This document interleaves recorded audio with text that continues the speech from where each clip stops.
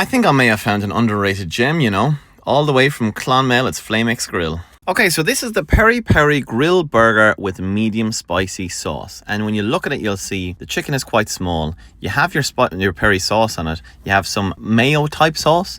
You have your lettuce, and you have it all in a lovely little bun. That does look really delectable. Look how small the chicken looks in it. And I have to say, after the first bite, my immediate thought was, damn, this is tasty. The chicken's really small. And as it went on, it was more and more heartbreaking because I started to run out of bites where I had chicken in them. And I really feel it's like you become best friends with a person. They're the coolest person ever, the soundest lad ever. Turns out they're a United fan, so that means you just can't love them. Now look at this little boy. It's not that big, but it does look really tasty. And the bread looks really interesting as well. That's what I'm kind of noticing. It's mixed. It has chicken and it has doner, apparently barbecued, which is interesting. There's lettuce. I think there's tomato in there as well. And there's some, at least, mayo type sauce, and that's a chili type sauce. This sauce is dripped on me in an unfortunate way. If we're doing like a length test from your wrist to like nearly your elbow, but not quite there. Proper lamb. You can see there, it's like a proper piece of lamb. It's not just a frozen thing or anything. The bread is like a thick naan bread. It's actually very nice. It's not like too thick where it's like tough to bite into, but it's not like breaking your hands. It's so soft either. One of my go-to things is, if after the first bite you're excited to have the rest of it, it's a good sign. And after the first bite of this, I was like, can't wait to eat the rest of this. I think I'm gonna absolutely demolish it, to be fair.